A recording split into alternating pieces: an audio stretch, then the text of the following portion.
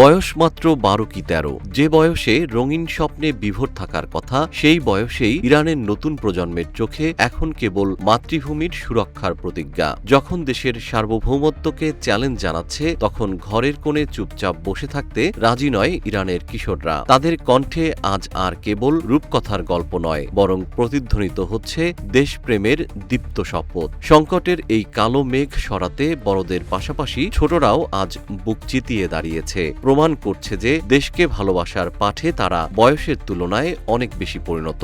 ২৬ March ইরানের নতুন প্রজন্মের দেশপ্রেমের আগ্রহ ও সাহসিকতাকে প্রাধান্য দিয়ে কিশোরদের জন্য ফর ইরান নামক এক নতুন প্ল্যাটফর্ম তৈরি করেছে Islamic Revolutionary Guard Corps IRGC. আইআরজিসির সাংস্কৃতিক কর্মকর্তা রহিম নাদালি জানান, ইরানের ছোট ছোট কিশোররা মাতৃভূমির জন্য আবেগপ্রবণ। দেশের চলমান সংকটে তারা যুদ্ধকালীন সহায়তামূলক কাজে অংশগ্রহণের জন্য এগিয়ে আসছে।